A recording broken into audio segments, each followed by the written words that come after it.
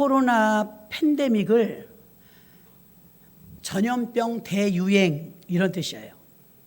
근데 코로나가 처음 시작될 때 사람들은 아마 다 몇 달 있다 괜찮겠지. 그동안 우리가 수많은 전염병들을 접했어요. 그때마다 몇 달, 길면 1년, 그래도 우리에게 주는 파급적인 효과는 그렇게 크진 않았어요. 근데 코로나는 달랐죠. 근데 애초에 우리가 다른 전염병들 대하듯이 대하다가 낭패를 겪었죠. 저는 평생에 처음 겪었어요. 이런 일을. 여러분은 모르겠는데 저는 평생에 처음 겪었어요.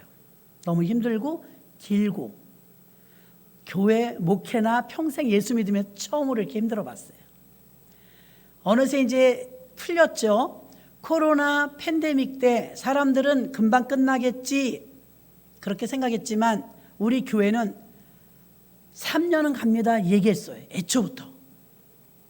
다시 말하는데요. 엔데믹이 왔어요. 풍토병으로 분류됐어요. 독감처럼 감기처럼 이제 같이 가는 거예요. 그리고 이 코로나 엔데믹은 후유증의 기간입니다. 코로나 이후. 그래서 이제 엔데믹은 얼마나 가느냐? 한 3년 또 갑니다. 아유, 목사님 힘들어요. 벌써부터 그런 소리 하면 어떡해요? 알아야 대책을 하죠. 그래야 이기죠. 자, 우리 그렇게 외치면서 코로나 하면서 어렵긴 했지만 우리 나름 승리했습니다. 앞으로도 여러분이 잘 듣고 따라오시면 또 승리할 줄 믿습니다. 사람들은 또 끝났다고 생각해요. 이 겨울만 지나면 괜찮을 거라고 생각해요. 네, 금리는 괜찮아질 거예요.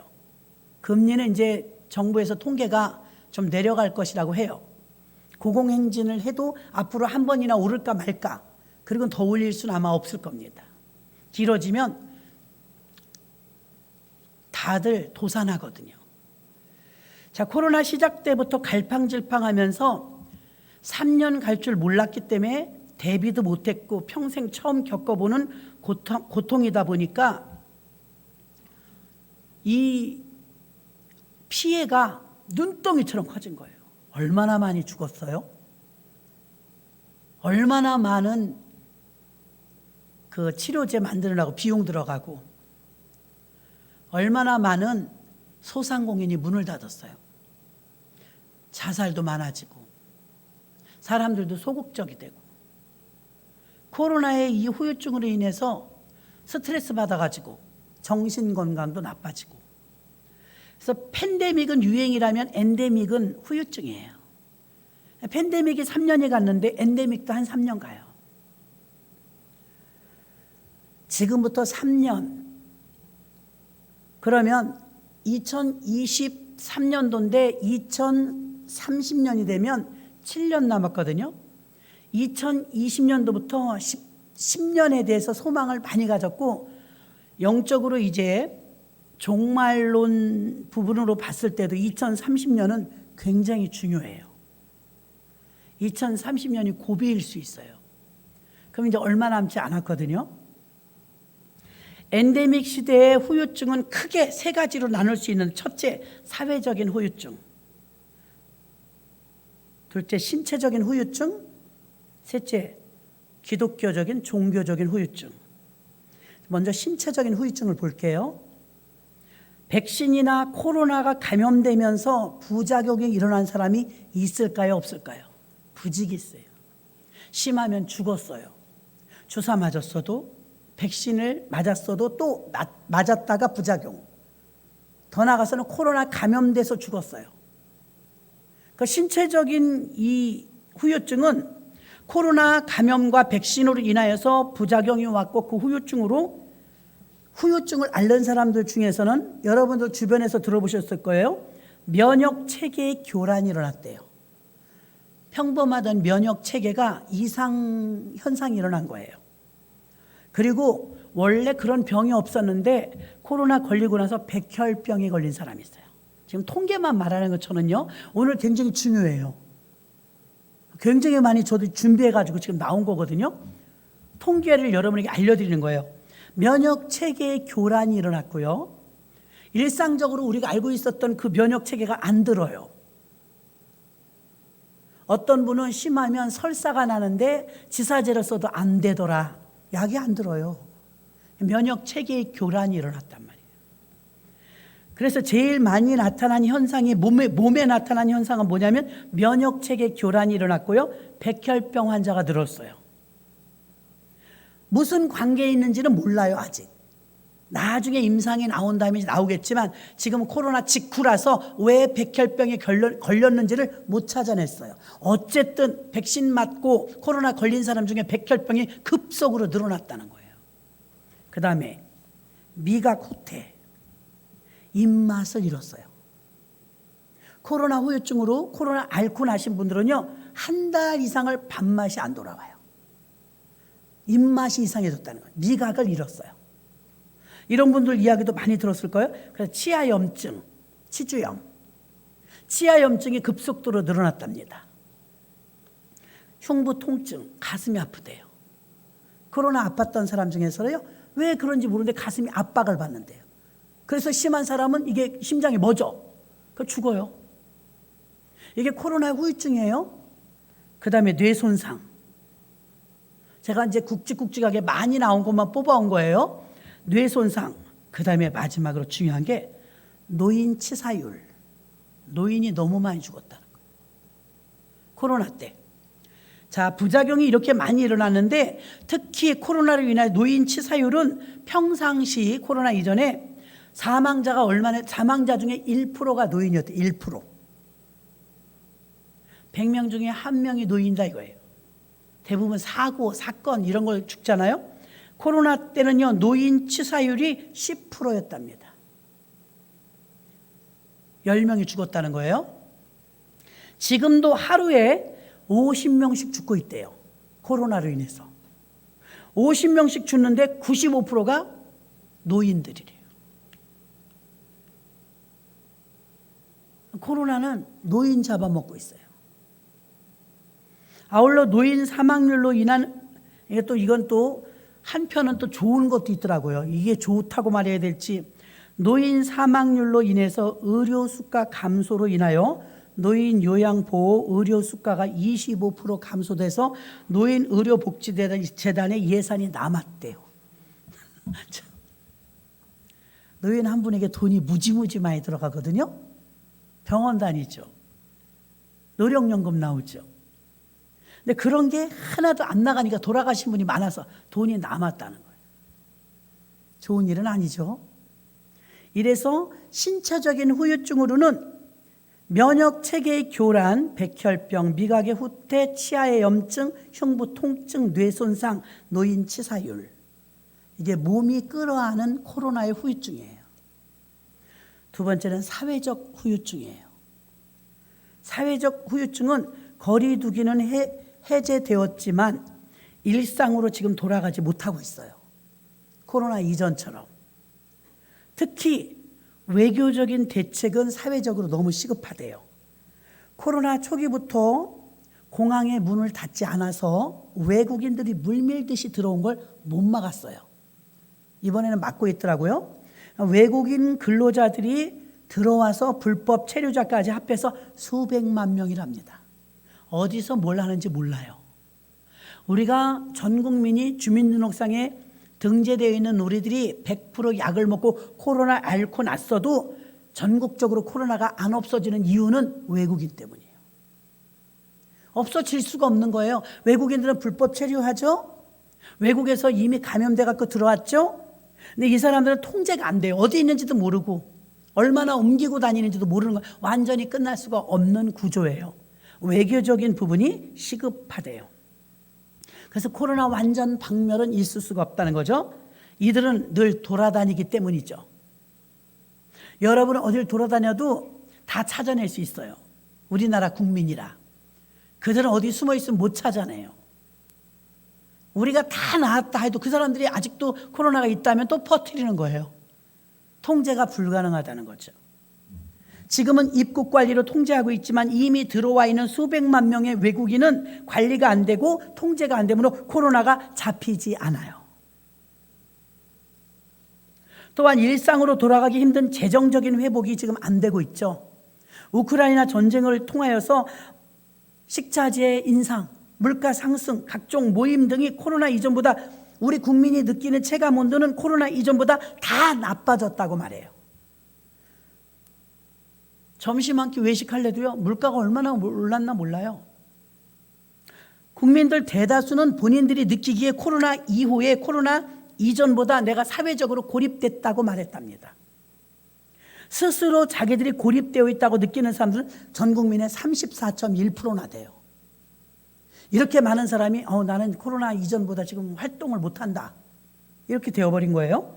이웃과 사람들과의 관계가 더 나빠졌다고 고백했으며 사람을 이제 믿지 않는다고 고백한 사람은 전 국민의 53%에 이르렀습니다. 최악의 불신 시대를 살고 있어요. 이게 코로나 3년의 후유증이에요. 코로나로 3년간 수출은 24% 감소됐고 수입은 14% 감소돼서 무역을 시작한 이래로 사상 최대의 적자를 내었는데 9억 5천만 달러를 작년 한 해 적자 냈어요.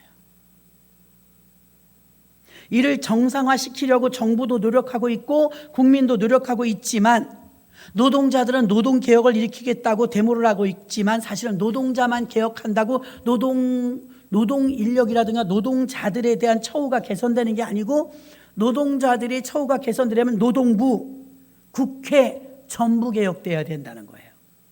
저는 지금 엔데믹 시대 후유증을 세 가지를 말하는 거예요. 사회적 후유증, 신체적 후유증, 그 다음에 종교적 후유증인데 사회적 후유증이나 신체적 후유증은 제가 어떻게 할 수가 있는 건 아니에요. 알려드릴 뿐이죠. 근데 이제 마지막 세 번째로 종교적 후유증이 있어요. 종교래야 딱 기독교 꼭 집어서, 불교, 천주교 아무 상관없어요. 기독교의 후유증. 어떤 면으로 대한민국에서요, 코로나의 가장 큰 피해는 기독교예요. 아무도 부인하지 못할 거예요. 옛날에는요, 대형 교회라든가 돈 많은 교회에서요, 어떤 목사님들이 불법을 저지를 때가 있었어요. 그러면 대한민국 국민이나 PD수첩이나 이런 뉴스에서 그 교회와 그 목사님만 손가락질했어요. 잘못했으니까. 아니, 잘못하지 않았던 CCBB를 가릴 수가 있었잖아요. 근데 이번엔 잘못하지 않아도, 가만히 있었어도 다 손가락질했어요. 전 국민이 예수 믿지 않는 사람들이 교회를 향해서 무슨 불법 집단 모양. 그래서 코로나 3년을 겪으면서 한국교회가 얼마나 엄청난 손실을 가져왔는지 그걸 여러분들이 체감하지 못해요. 우리 교회는 그래도 좀 체감하는 편이에요. 코로나로 가장 큰 피해를 본 것은 교회이며 2030년까지가 한국교회에 얼마나 중요하냐. 한국은 지나간 세월 8만 5천 개의 교회와 1,200만 성도로 가장 높이 올랐을 때 비하면 단 20년 만에 4만 6천 개의 교회와 600만 성도로 50% 반토막 났어요. 근데 지금 전문가들이 어떻게 앞을 내다보느냐. 2030, 2030년도가 되면은 지금 있는 이 성도에 또 반토막이 난다는 거예요. 성도들도 긴장감이 없고 그만큼 기도도 하지 않고 오려고 전도를 해도 먹혀 들어가지가 않는다는 거예요. 자, 이게 이제 2030년이 되면 그 다음에 기독교가 왜 어려워지느냐. 우리나라에서 기독교의 영향력은 대단했어요. 선거를 한다든지 또 어떤 봉사활동을 한다든지 하면 교회들이 굵직굵직한 일들을 했거든요. 근데 교회들이 점점 어려워지거든요. 성도가 감소되면 헌금은 줄어들 것이고 당연히 어려워지죠. 그러면 전체 시국적으로 봤을 때 전체 인구의 몇 프로가 돼야 영향력이 있다고 말합니다. 영향력. 근데 한국 기독교는 영향력이 막강했어요. 근데 2030년도까지 이대로 내버려 두면 그때 지금 인구의 반이 또 없어진다는 거예요. 그럼 그때는 이제 소그룹으로 전락해버리기 때문에 이제 영향력은 할 수 없어요. 작은 그룹으로 전락해버린다 이거예요. 그런 굵직굵직한 큰 일을 할 때 절대로 기선을 잡을 수가 없어요. 그래서 한국교회가 힘들어진다는 예상을 하는 거죠. 그래서 코로나로 인해서 가장 큰 피해를 본 곳은 교회라. 매스컴을 통해서 사회 전체에 미친 악영향은 한국교회 역사상 유례없을 것이며 선교와 부흥에 막대한 지장을 주고 있고 또한 그 결과 코로나 동안 1만여 개의 교회가 침몰해버리고 말았어요. 1만 개의 교회. 기독교와 교회들이 사회적으로 엄청난 공격을 받으면서 악영향을 받아 1만 교회가 침몰하여 가라앉았고, 목회 현장에서 이미 방향을 잃어버린 목사님들, 목회자들은 갈팡질팡하고 있다. 이때 목회자들이 깨어서 담대함과 적극적으로 대처해야 되는데, 코로나 초기에 기선을 잡지 못하고 우왕좌왕하면서 괜찮겠지 하면서 세상 분위기 따라가다가 결국 교회 문 닫아버리고 목회자가 설 자리를 잃어버림으로 인해서 교회는 더 어려워졌다는 거죠. 이제 엔데믹이 왔는데 교회는 조용한데 이단들은 기승을 부리고 있습니다. 이슬람은 물밀듯이 들어오고 있습니다. 이슬람에서 교계 지도자들을 우리는 목사님이라고 부르는, 그들을 이맘이라고 불러요. 이맘. 대구를 공략하는데 이슬람에서 대구의 이맘을 3만 명이나 보냈대요. 그들로 말하는 선교사를 3만 명을 보냈다는 거예요. 우리 몰라. 그리고 한국 정부도 그렇고 학교도 그렇고 공항도 그렇고 그 이슬람의 기도실은 만들어줘요. 학교에서도 공공연하게. 그들은 하루에 3번 기도하거든요. 기독교들은 하루에 3번 기도 안 하거든요. 기도실 안 만들어줘요. 이렇게 큰 영향력을 행하고 어려울 때마다 한국교회가 굵직굵직한 일을 함에도 불구하고 여전히 손가락질을 받고 있으니 우리가 억울하죠. 교회가 얼마나 나라 민족을 기도합니까? 교회가 정말 얼마나 애국자입니까? 대접은 못 받고 있어요. 그래서 아니란 대처로 80%의 교회가 세상에 하나님께 물어보지도 않고 교회가 방송 예배 드린다고 80%가 문을 닫았죠. 온라인 예배로 전환하면서 교회들은 더 갈팡질팡 방향을 잃어버리고 말았고, 시대적으로 교회가 설 자리를 잃어버릴 정도로 길을 잃어버렸다고 해도 과언이 아닙니다. 교회의 본질로 오직 복음으로 원형으로 사도행전교회로 가야 하는데, 앞으로 3년간은 이 후유증 엔데믹은 굉장히 힘들 거예요. 돈이 있어야지. 이자는 올랐죠. 벌이는 예전같이 올라서지 않죠. 물가가 오르니까 벌어도 쓰는 게 틀려요. 더 이렇게 어려울수록 하나님께 매달려서 창의적으로 살아야 되는데 절박함이 없으니까 우리는 12월 달에 비질런트 새벽 기도를 했어요. 비질런트. 늦은 비. 비질런트가 뭔가 했어요. 저도 인터넷 찾아보니까 나와요. 비질런트가 무엇이냐? 한미 조약을 했던 군사훈련 중에 12월 달마다 행하는 맹훈련의 이름이 비질런트예요. 깨어있어라 이런 뜻이죠. 전투력을 향상시켜라 이런 뜻이에요. 왜 우리가 비질런트로 살아야 되느냐?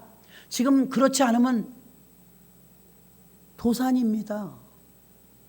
지금 사업하시는 분들도 또 이렇게 교회를 맡겨주신 모든 목사님들도 비질런트 자세로 가지 않으면 우야무야해 갖고 여러분 1만 교회가 침몰한 걸로 끝나지 않아요.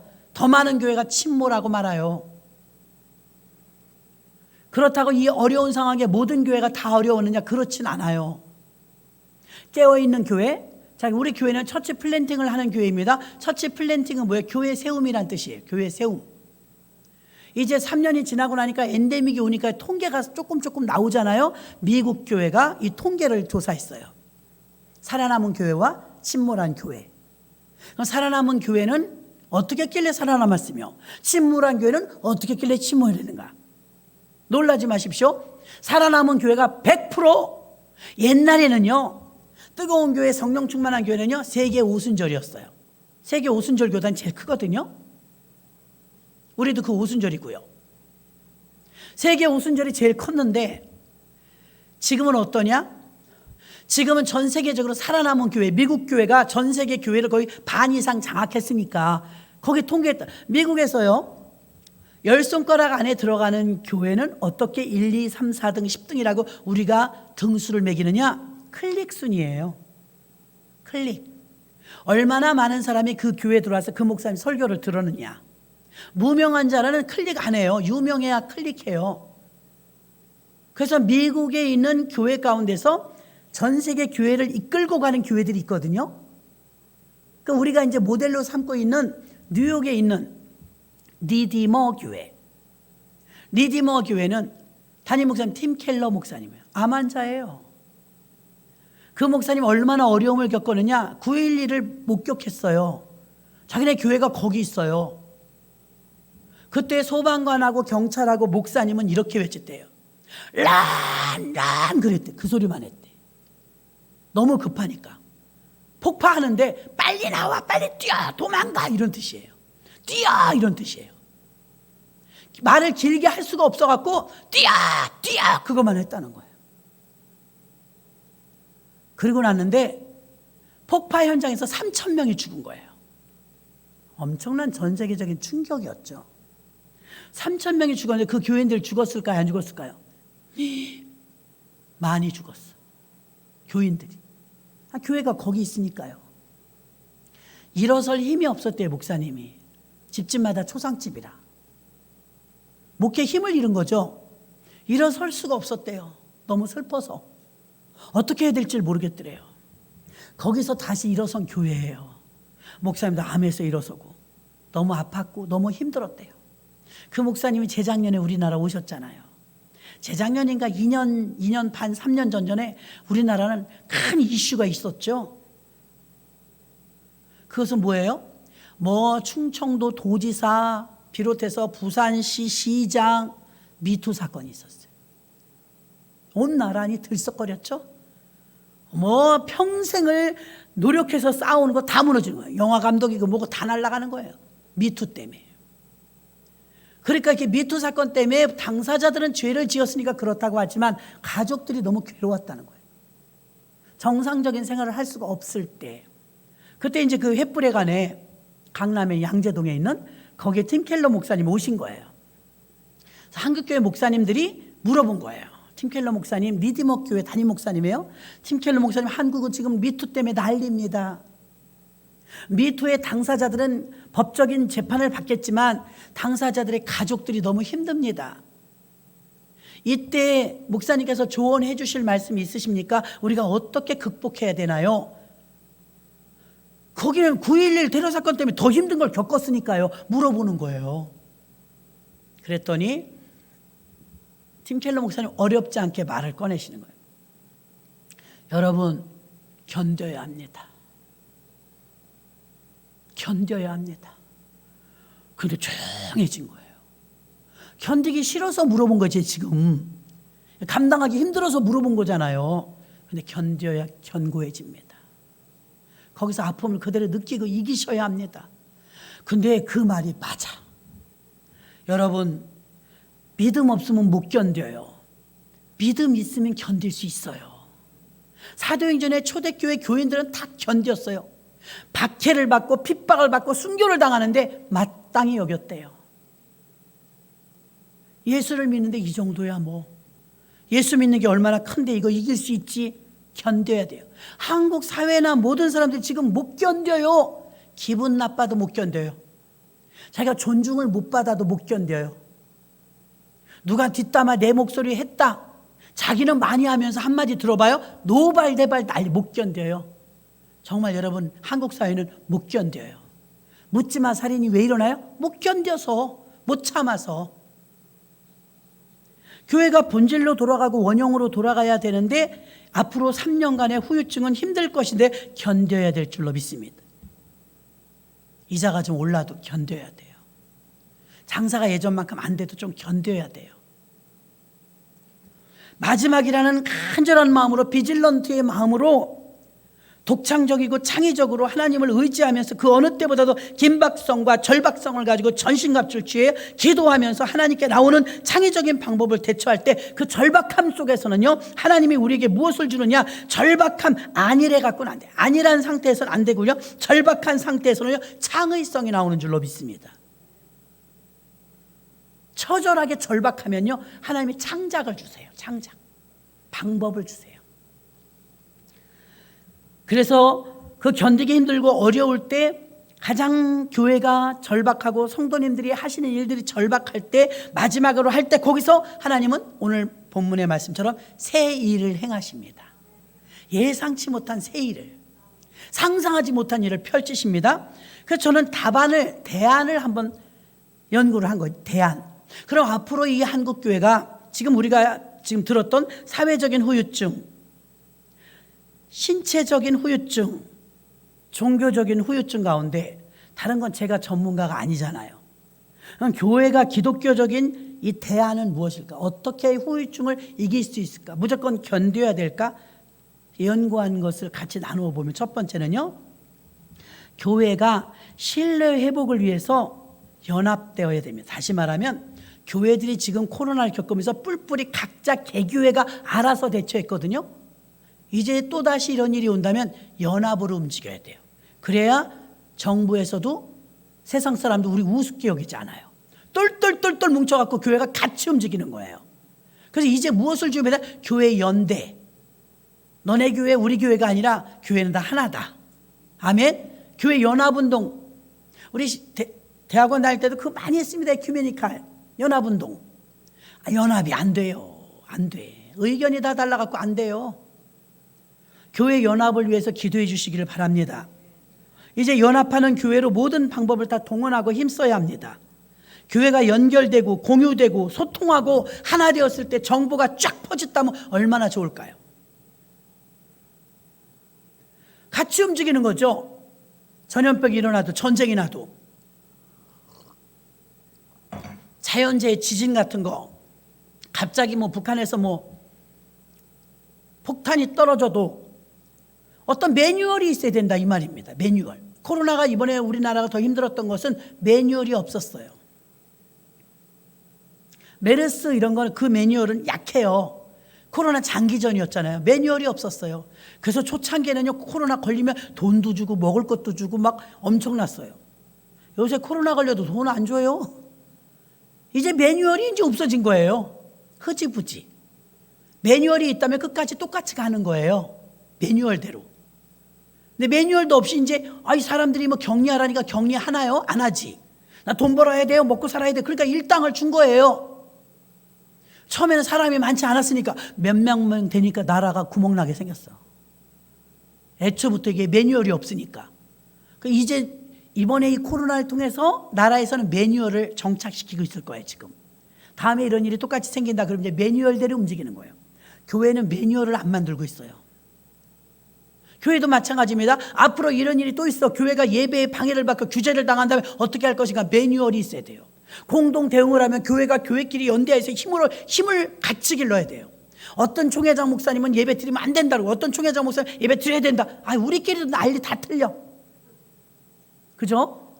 그러니까 힘이 없는 거예요. 한국 교회가 욕먹고, 예배 안 드리는 교회에서는 니네 잘났어 예배 드리니까 이러고, 예배 드리는 거에서 너네는 예배를 왜 안 드리냐 이렇게 판단하는 거예요. 같이 가야 되거든요. 그게 매뉴얼이에요. 그래서 한국 교회에 이제 만약에 이런 일이 또 있다면 우리가 매뉴얼대로 움직여야 되는데, 그러려면 교회가 하나 되어야 합니다.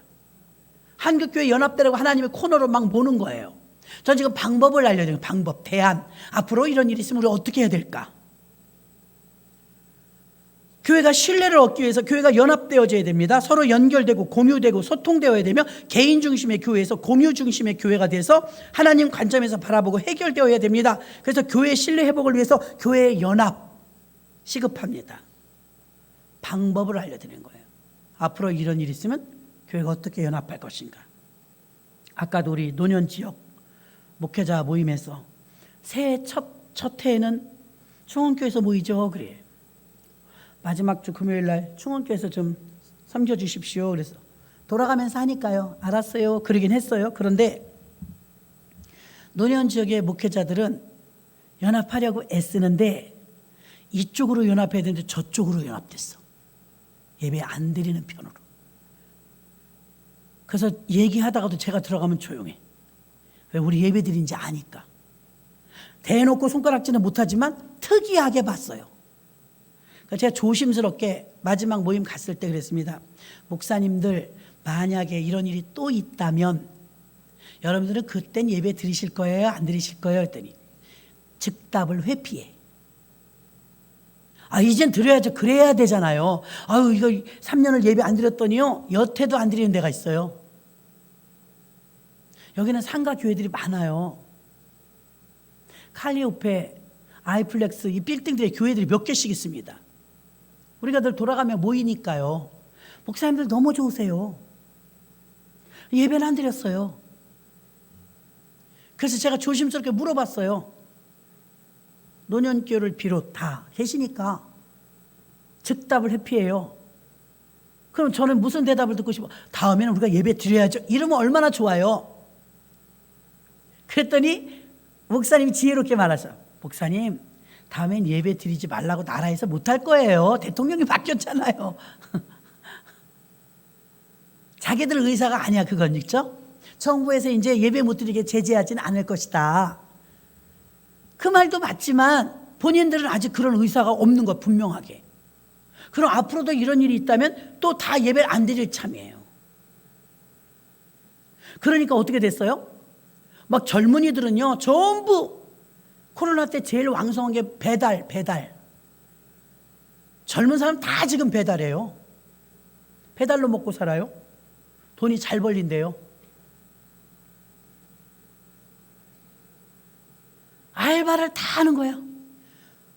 어떻게 다 이 배달하십니까? 나는 여행사 가이드였어요. 일이 없어서요. 어떤 사람은 나는 학원 선생이었는데요. 학원이 안 돼서요. 다 자기 본업이 있는데 다 배달을 하고 있는 거예요. 그러니까 우리나라 지금 균형이 없는 거예요. 자기 직업의 포지션에서 일하는 게 아니라 다른 데서 일하고 있더라 이거예요. 아직 정상화가 안 되었기 때문에. 그래서 우리 교회들의 목사님들도 지금도 물어봐도 대답이 우야무야해요. 다음에도 또 이런 일이 있으면 목사님은 어떻게 3년을 겪어보니까 다음에도 또 예배 안 드리실 것 같아요? 드리실 것 같아요? 내가 그걸 물어봤어. 지금 굉장히 힘들거든요. 근데 뭐라고 그러냐면, 목사님, 나는 이제 예배 드리기가 두려워요. 왜요? 아무도 뭐라고 안 하는데.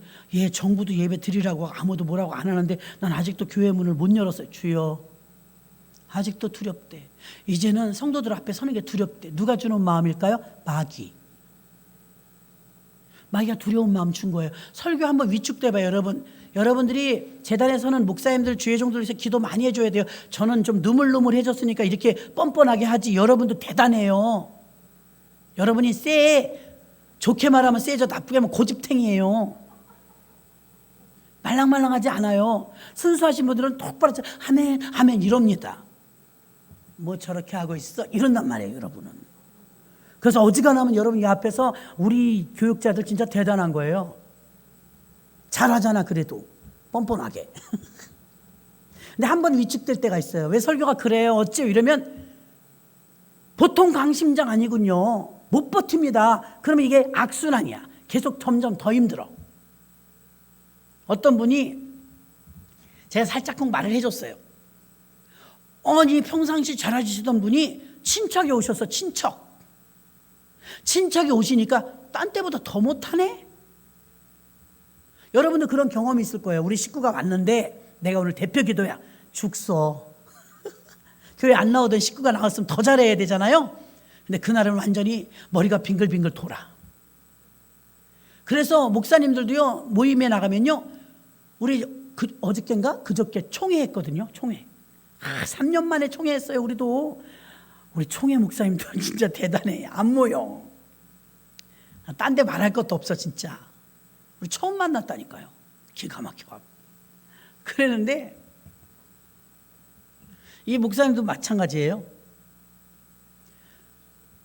3년 만에 모이는 예배니까 이제 너무 기대되고 반갑고 기대 반 걱정 반 하고 모였는데 대표 기도들을 시키면 써갖고 와. 목사님들도 주여. 하도 오랜만에 하니까 이제 써갖고 와. 목사님들은 여러분처럼 자세하게 쓰진 않아요. 1, 2, 3, 4 아니에요. 포스트잇에다 딱 한다 해갖고 딱 올리면 진짜 잊어버리지 않으려고 몇 가지 단락만 적어갖고 나가서 거기다 살 붙여서 이제 기도하죠. 저는 그냥 가서 기도해요. 하나님 오늘 어떤 기도할까? 어떻게 할까요? 무슨 기도를 어떤 포인트를 놓고 기도할까? 하나님 알려주셔요. 그럼 적지 않아도 그거에 대해서 하라고 그랬으니까 깨어있으라 그러면 깨어있으라는 거에 대해서 하는 거예요. 주의 종을 위로하라 그러면 위로에 대해서 하는 거예요. 용서에 대해서 하라면 용서에 대해서 그냥 기도하는 거예요. 청산유수지 뭐. 하나님 시킨 기도하니까 줄줄줄줄줄 시킨 기도하니까 그런 기도는 상달됩니다. 왜? 성령님이 시킨 기도하니까. 기도라도 순서 맞으면 좀 물어봐요, 하나님께. 여러분 적느라고 준비하잖아요. 저는 기도로 물어봐요.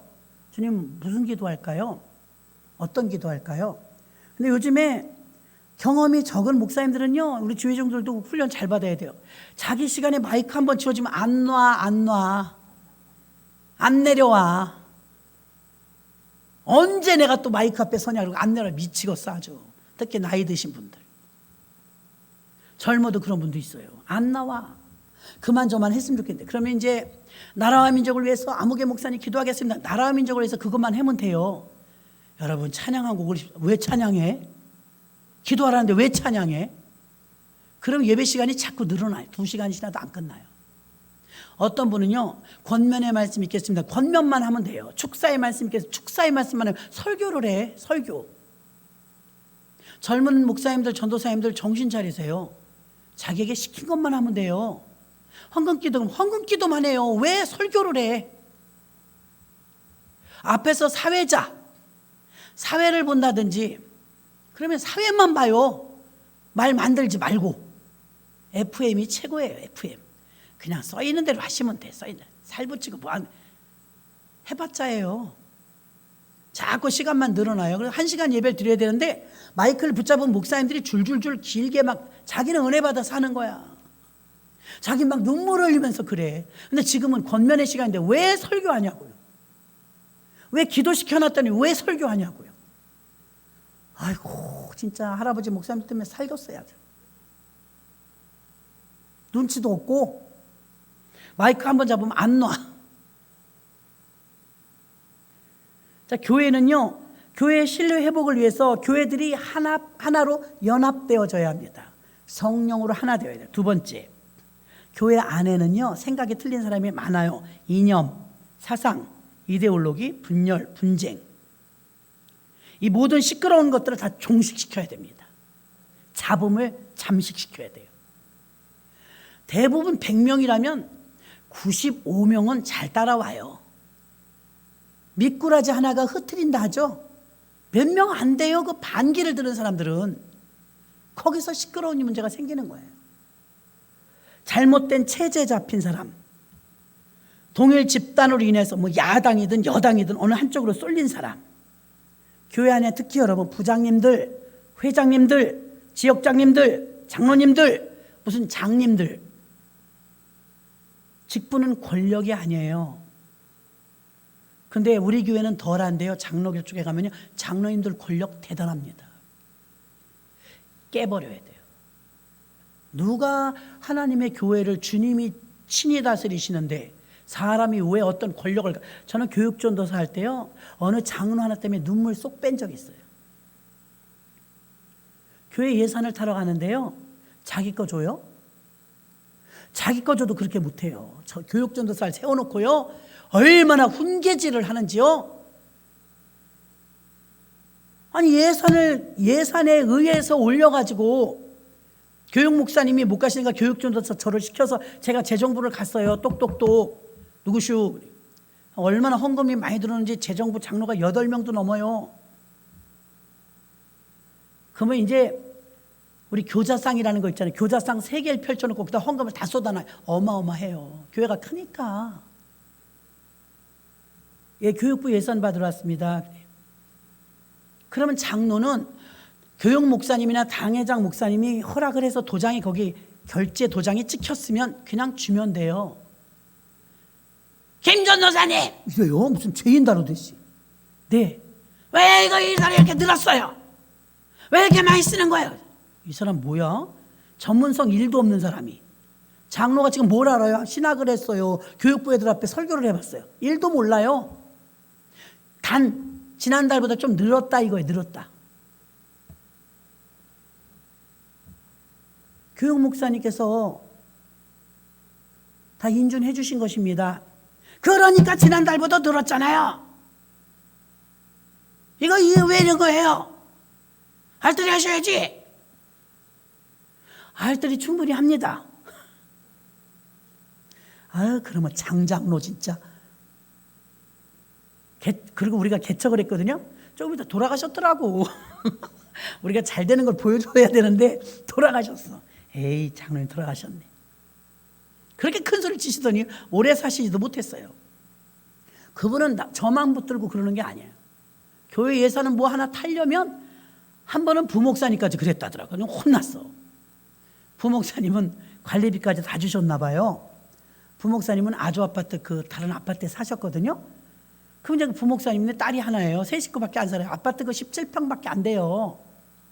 나와야 얼마나 나왔겠어요. 그래서 이분이 지금도 보면 추위를 좀 타셔. 따뜻하게 사셨나 봐. 가스비 많이 나왔다 이거예요. 아니, 그 자기 돈 주냐고요. 그래서 사모님이 영수증 갖다 줬더니 아니, 가스비가 왜 이렇게 많이 나왔어 이러더래. 그래서 너무 얼굴이 빨개져 갖고 사모님이 목사님, 남편한테 얘기하지 안 하겠어요?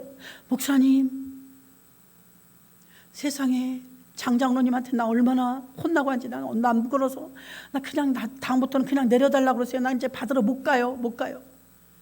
그것도 몰랐어요. 우리는 강단에서 부목사님 화가 난 거예요. 목사님 아들인데. 여러분은 몇 평 사십니까? 저 17평 삽니다 이래. 17평 큽니까? 거기서 나와야 얼마나 나오겠습니까? 제가 그 관리비 값도 못 합니까? 사람을 왜 하나님이 일하는데 기분 나쁘게 하십니까? 막 이래 우리한테 뭔 일이야 도대체 왜 그래? 우리 쫄았었잖아요. 아예 관리비 많이 나왔다고 장로님한테 혼난 거야. 그 장로님 매사가 언행이 이러하였더라. 그리고 더 무서운 건 제가 봤어요. 주일학교에서 헌금이 나오면 다 동전이에요. 교회 학교는 투자지 돈이 들어올 수는 없잖아요. 그러면 아이들 땡그랑 헌금을 했어요. 그러더니 하루에 전도사님 거기 누구 있어요? 그래요. 재정실에서. 재정실 밖에 사무실에서. 네, 왜요? 그러니까 거기 누구 집사님 하나 있나요? 그래서 글쎄 왜요? 뭔데요? 내가 그랬어요. 그랬더니 누구 집사님 하나 있으면 좀 들여보내주세요. 커피 좀 빼오라고 하게. 그래서 제가 빼올게요. 그랬어요. 그랬더니 우리 그 교회는 커피 돈 받았어. 300원. 몇 잔 빼올까요? 그러니까 여기 8명이니까 8잔 뽑아야 돼. 전도사님 잠깐만 이리 와봐요. 세상에 겁이 없어 정말. 그 교자상 위에 동전이 있는데 그걸 이렇게 씌는 거야. 미쳤나 봐. 저는 깜짝 놀랐어요. 우리 교회 학교 애들이 내는 헌금인데 쉬지도 않아 숫자에 이렇게 하더니 8잔 빼와요. 이래. 제가 그 부들부들 어머 저 헌금이 미쳤나 봐. 저 장로가 저 헌금을 자기 커피 뽑아 먹나 봐. 개수가 끝난 다음에 재정 처리해서 재정위원들 커피 8잔 3824 2,400원 이렇게 하는 거는 괜찮아요. 헌금 개수가 안 끝났잖아요. 그 밥상에 가득하다니까 헌금이 한 주에 한 4천만 원 나왔어요. 많이 나오잖아요. 그거를 돈을 이렇게 쓰더라니까 그냥 우리 저금통에서 깼을 때 세는 것처럼 제 눈을 의심했어. 저분은 정말 제정신이 아니다. 두려워서 어떻게 저렇게 하냐. 하나님의 돈을 어떻게 저렇게 자기 마음대로 자기 커피 사 먹는데 쓸 수가 있어. 그럼 저 동전을 지금 개수에 안 넣는다는 얘기잖아. 개수에 안 넣는 거예요. 저 언젠간 제가 이제 목사가 되거나 그러면 저분을 꼭 만나서 가르쳐야 되겠다. 지금 전도사는 자기 부하인 줄 알아. 부하. 교회 안에는요 카르텔이 있어요. 직분의 카르텔. 제가 말한 그 장장로님처럼 아주 호령호령하고요 자기 돈 주는 것처럼요 막 교육 전도사들이 꽤 많았어요. 전도사들이 그 뭐고 다 자기 아랫사람인 줄 알아요. 이 사람 큰일 날 사람이에요. 우리 교회는 그런 사람 없어요. 자, 주방도 이제 거기도 여전도회가 13개였어요. 13개. 여전도회만 남전도회 빼고 그 여전도회 13개인데 거기도 주방은 시끄러워요. 그럼 그 13개의 여전도회장 또 왕회장이 있어요. 연합회장. 그 연합회장은 다 통과를 해갖고서 그쵸? 여전도 회장들의 거 의견 다 합해서 이제 교회를 위해서 커튼 빨아야 될 때 커튼 빨고 김장해야 될 때 김장 일 참 많아요. 사람이 많으니까. 근데 어느 해인가는 이분이 자기 남편이 좀 세 장로님이고 남편이 올림픽공원 서울의 올림픽공원에 좀 높은 사람이에요. 그건 세상에서 자기가 높지 그 월급 탄다고 우리 주는 것도 아니고 근데 이 부인이 자기도 높은 줄 알아. 교회에서 호령호령하는 거예요. 그래서 그분이 하기 전에는 노인이신 처녀는 아니지만 결혼했다 소박 맞고 오신 권사님 한 분이 혼자 사는 분, 자식도 없고 친척도 없고, 그분이 교회에 거의 총회장을 했어요. 여전도에. 정말 말도 없고 조용하고 언제나 섬겨요. 그래서 그분이 생일을 맞거나 이러면 여전도 회장들이 이렇게 수근수근 해갖고 생일상 차려드리고 참 미덕이었어. 아름다웠어요. 그분도 혼자 사니까 먹을 거 뭐 가져갈 일 없어. 과방이고 뭐고 교회 안에서 잔치가 많아요. 총회 교회이기 때문에 정말 2달에 한 번씩은 큰 잔치를 치른 것 같아요. 일이 얼마나 많아요. 그때마다 과방이며 뭐며 그 신권사님이 다 받거든요. 근데 이 권사님이 이제 나이가 많아서 물러나고, 제가 말한 그 올림픽공원 다니는 권사님이 총회장, 어머 시끄럽기 시작하는데 완장 찼어. 완장. 주방에 왕초야. 김권사 그렇게 하면 안 돼. 빼. 이거 이렇게 하고 다 부한지 알아. 그래갖고 그렇게 이제 호령호령하는 사람은요, 적수가 누구냐면 그보다 좀 더 센 사람이야. 이 사람이 서울 여상을 나왔대요. 학교를. 서울에서 서울 여상 나오면 좋은 겁니다. 옛날이니까 고등학교만 나와도 여자가 많이 나온 거예요. 근데 이 사람에게 적수가 나타났어. 교양 있고 시의원 부인이고 대학 나온 사람. 대학 나온 사람이 딱 나타나니까 좀 주눅이 들더만. 기고만장해요. 주방에서 제일 시끄러워요. 호령호령해요. 그러니까 뒤에서 이제 우리가 제일 나이가 지금 우리 교회 마리아처럼 제가 그런 마리아 같이 다비다라였거든요. 나이 어린 팀. 우리끼리 그런 거야. 저분이 주방 좀 안 들어왔으면 좋겠어. 시끄러워 죽겠어. 우리가 어련히 알아서 하고 갈 텐데. 우리끼리. 저분은 왜 저기 있는 거야. 호령호령하고. 우리도 다 살림하는 엄마들인데 밥 못할까 봐 저래? 어우 시어머니야 시어머니. 얼마나 싫어했는지 알아요? 우리가 젊은 팀이. 그래서 이 요즘에는 나이 많이 드신 분 주방에 안 들어가시잖아요. 알아서들 안 들어오시더만요. 80 넘으면. 그땐 그런 거 없었어요. 아무나 막 들어갔어요. 근데 이분이 나이와 상관없어. 자기가 총회장이다 이거야. 총회장. 지금으로 말하면 부장 같은 거죠. 그 주권이 있는 분이에요. 그러니까 직분은 여러분 섬기라고 있는 거지 호령호령하라고 있는 거 아니에요. 섬기는 게 최고의 미덕이에요. 모를 수도 있고 못할 수도 있고 당번을 못할 수도 있어요. 여러분 다 사정이 있어요. 그래서 하다 보면 어떤 사람은 이 사람은 7순이었대. 근데 자기 모른 거야. 총회장이 7순. 나도 이번에 어저께 그저께 보였는데 우리 남지구에 제가 지구장이거든요. 이제 나이가 많아고 7순이 5명인가가 있는 거예요. 8순 하나하고. 그래서 5만 원씩 다 해서 드렸어요. 7순 8순. 그랬더니 오늘 연락이 왔어요. 목사님, 마 목사님 9순이래. 9순도 있는 거야. 9순. 몰랐어요. 그랬더니 왜 거기 빼놨냐 이거야. 9순은 상상도 못했지. 목사님 중에 9순이 있을 건. 7순 8순만 챙겨드렸지. 5명쯤 되는 것 같아요. 그 잘했다고 제 딴에는 이제 챙겨드렸다고 생각을 했는데 오늘 톡이 온 거야. 자기 9순이라고. 본인이 말한 게 아니고 옆에 목사님 아무개 목사님이요 9순이었대요. 9순 지났대요. 9순이었대요? 어떡하죠? 우린 9순 생각을 못했잖아요. 그렇죠. 누가 9순이라고 생각했나요? 그분이 9순이래.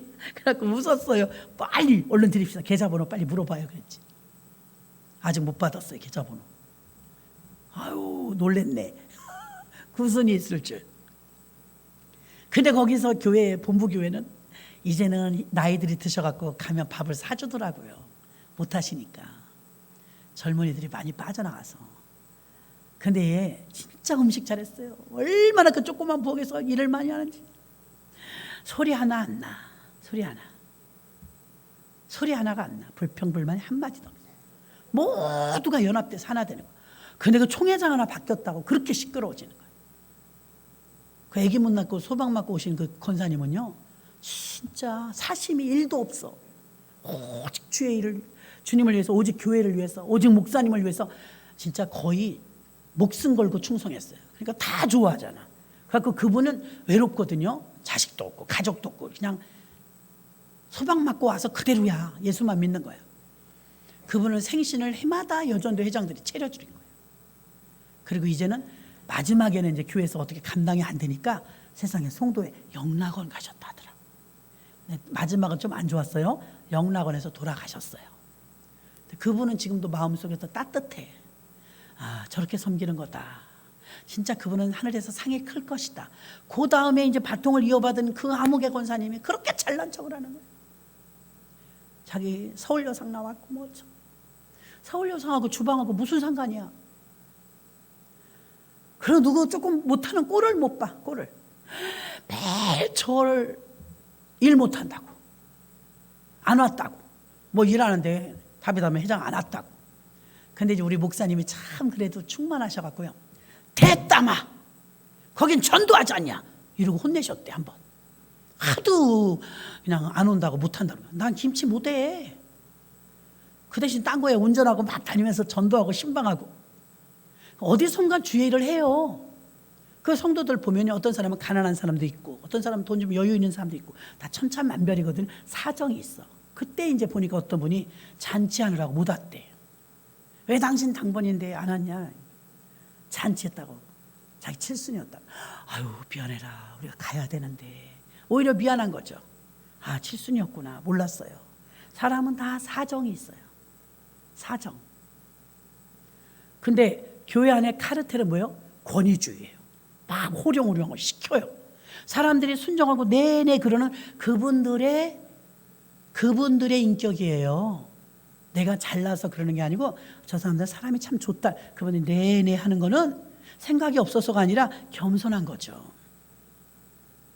그래서 제가 봤던 최악의 카르텔은 그 장로님이야. 미워. 그런데 개척했는데 한번 연락이 왔어요. 장 장로님 안녕하세요. 아유, 목사님 다녀가셔놓고 죽었잖아요. 이래요, 부인이. 아, 목사님 나 너무 힘들어서 근데 기도 좀 해줘요. 그래. 사모님 남은 권사님이 미망이니 만수동인데 기도 좀 한번 해줘요. 그러고 전화 왔더라고. 힘들어가지고. 아, 근데 돌아가시니까 또 좀 불쌍하더라고요. 근데 제 마음속에 저런 직분자는 별로다. 이걸로 각인이 됐어. 장장로님. 장로면 뭐해? 그렇게 막 엉터리인데 아무것도 몰라. 왜 돈 많이 썼냐고 막 이러지. 자기 돈 줘도 그렇게 못할 거예요. 교회 안에 이런 분열과 분쟁의 조짐, 직분의 카르텔 깨져야 합니다. 아멘. 나는 목사네 그러면 안 돼요. 섬겨야 돼요.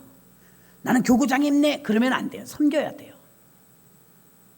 나는 교구장이고 나는 목사니까 예우를 해줄 때까지 어떻게 해나 하나 봐야지 그러면 안 돼요. 먼저 섬겨야지. 교회 안에서 부장님네 그러면 안 돼요. 섬겨야지.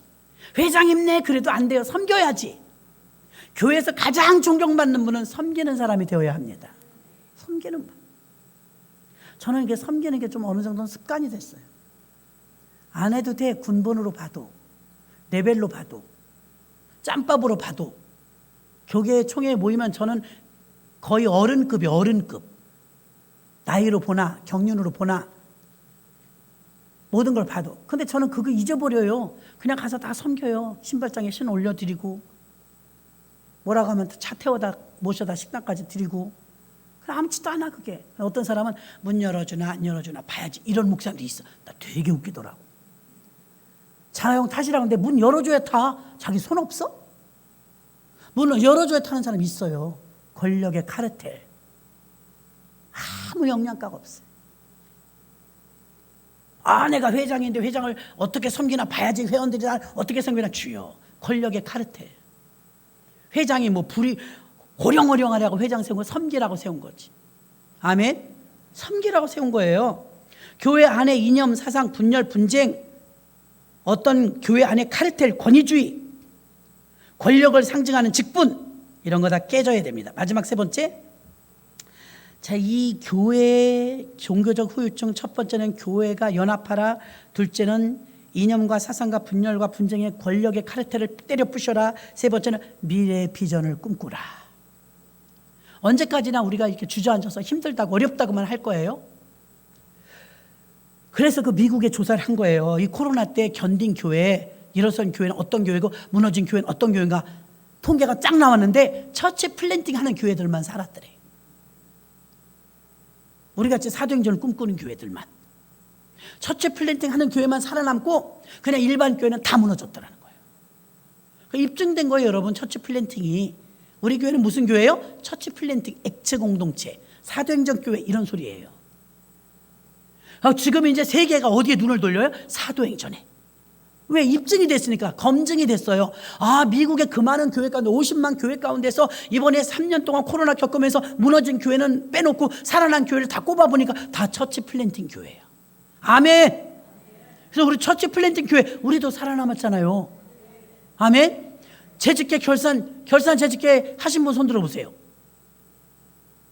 반도 안 되네. 재직계 보니까 작년보다 나아졌다잖아요. 아멘. 나 그날 기분이 너무 좋았고 다 한턱 낼 뻔했다니까. 전날까지 자료가 다 안 나와서 몰랐어요. 근데 그 어려운 시기에 우리가 작년보다 나아졌더라니까요. 아멘. 그냥 덩실덩실 좀 다 짜장면 사주고 싶더라니까요. 얼마나 감사한지. 우리도 살아남은 교회잖아요. 어떤 교회? 처치 플랜팅 하는 교회. 아멘. 사도행전으로 가는 교회. 이게 맞더라.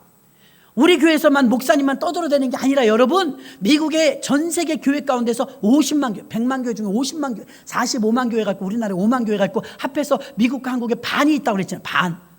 그 교회들 중에서 무너진 교회가 있고 우리나라 10,000개 교회, 처치 플랜팅 하는 교회 아니라니까요. 한국 교회는 처치 플랜팅 아직 안 해요. 몰라요. 우리가 빨리 가는 거예요. 아멘. 우리가 빠른 거예요. 미국이나 유럽에 있는 교회들은 이미 처질 대로 처지고 교회가 무너지고 다시 일어나서는 게, 그게 잡은 게 뭐냐면 처치 플랜팅이에요. 처치 플랜팅은 액트 29 그래갖고 사도행전 29장을 써내려간다. 사도행전 교회로 돌아가자. 원형교회가 대안이다. 그 운동을 하는 교회들이거든요. 우리 교회도 처치 플랜팅을 하는 교회고, 검증된 게 뭐예요? 재정적으로도 검증해 보니까 승리했고, 동네에서도 검증해 보니까 우리 교회 승리했고, 여러분들 자신들을 봤을 때도요, 별 이상 없이, 큰 이상 없이 여기까지 왔다는 자체가 지금 1만 교회가 침몰했다니까요. 여러분은 못 느껴요. 목사는 금방 느껴요. 여러분은 잘 못 느껴요. 10,000 교회가 없어진 건 이거 보통 일이 아니에요, 여러분. 근데 앞으로 이 코로나 이후에 후유증을 잘 못 이기고 대비하지 못하면 또 반토막 난대. 교회가 이제 사역을 하기가 힘들어져요, 그러면. 그래서 미래를 꿈꿔야 되는데, 미래는 무슨 꿈을 꿔요? 처치 플랜팅 그룹들이 일어나야 될 줄로 믿습니다. 미국의 통계에서 코로나를 이긴 교회들이 처치 플랜팅 하는 교회들만 승리했다는 검증이 나왔어요. 이제 우리 한국 교회도 처치 플랜팅 하는 교회가 많이 나와야 될 줄로 믿습니다. 그래서 우리 교회도 2030년도까지만 부흥을 위해서 기도하고 있지만 2023년도부터 시작하기를 초점을 미래의 꿈을 꾸기 위해서 사도행전 2장의 마가의 다락방에는요 120명이 모였는데 120명이 모두 연합됐죠. 한 개의 마음으로 공통된 언어를 써서 뭐예요? 성령.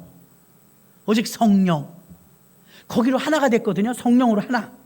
120명 중에서 누구는 받고 누구는 안 받은 게 아니라 120명 전체가 성령을 받은 줄로 믿습니다. 그래서 이제 한국교회는 초대 원형교회 사도행전교회를 리셋해야 돼. 리셋. 뉴 리셋. 옛날 교회인 것 같지만 마지막 시대 교회가 그 교회를 그대로 옮겨놓는 것. 처치 플랜팅이 뭐예요? 이식했다. 이런 뜻을 가지고 이식. 2023년도이지만 원형교회의 그 교회를 그대로 이식하는 교회. 그게 처치 플랜팅이에요. 우리 교회는 사람들이, 그 교회는 뭐가 특징이에요? 그럼 뭐라고 말해야 돼요? 다 같이 시작. 처치 플랜팅. 뭐라고요? 그러면 안 돼. 할머니들도 IMF를 다 한다는데 영어. 처치 플랜팅. 처치 교회. 플랜팅은 이식에 심었다. 처치 플랜팅. 우리 교회는 무슨 교회라고요? 처치 플랜팅. 이제 안 나온 사람도 몰라. 나온 사람들이 우리 교회는 처치 플랜팅 하는 교회야. 여러분, 이번에 코로나 겪어보니까 미국에서 검증됐다니까요. 처치 플랜팅 하는 교회들은 승리했고 그렇지 않은 교회들은 침몰했어요. 우리 교회도 거기에 비춰보면 세계적인 것에 우리가 검증은 데이터를 올리진 않았지만 우리 교회도 나름대로 보니까 재정적인 부분이라든가 크게 부흥을 하지 못했다 할지라도 여러분, 그러니까 인원이라든가 이런 부분에서요 우리 그렇게 별다른 반응은 없어요. 그죠? 그런 거 보면 우리 교회도 살아남았고 승리한 교회인 줄로 믿습니다. 그럼 앞으로도 검증되었기 때문에 처치 플랜팅은 너무나 당연하고, 그 옛날에 처치 교회를 그대로 이식하려면 원형교회인데 원형교회의 초점은 성령이었어요. 120명 모두가 같은 마음을 가지고 기도했거든요. 한 마음 한 뜻, 하나 됐어요. 연합됐어요. 그러니까 그 교회가 왕성해져서 그 초대교회가 교회가 하나였어요. 예루살렘 교회. 그러다가 안디옥 교회 세워지고 에베소 교회 세워지고 로마 교회 세워지고 하면서 막 교회가 생겨났거든요. 빌립보 교회 세워지고, 성령이 역사하신 한 교회를 통해서 120명을 통해서 신약시대 100여 교회가 세워져요. 지금은 100만 교회. 야, 하나님께서 쓰시는 교회는 지금 처치 플랜팅하는 교회입니다. 그래서 우리 교회가 나아가야 될 미래의 방향은 정해놓는 거예요. 착한 교회, 좋은 교회, 부르짖기 하는 교회, 그런 교회가 아니라 처치 플랜팅하는 교회. 교회가 교회 세우는 교회, 선교하는 교회. 아멘. 그래서 우리가 우리 교회에 대해서 여러분들이 처치 플랜팅하는 교회로서 검증된 교회이기 때문에 성령의 충만함을 사모하며 사도행전 교회를 꿈꾼다. 아멘. 그러면 이 교회가 검증됐기 때문에 이 교회는 잘못되는 교회가 잘 가는 교회인 줄로 믿습니다. 우리가 그런 의미에서 이 시간에 주여 삼창하시고요, 우리 교회가 처치 플랜팅 잘해서 교회 잘 세우게 해달라고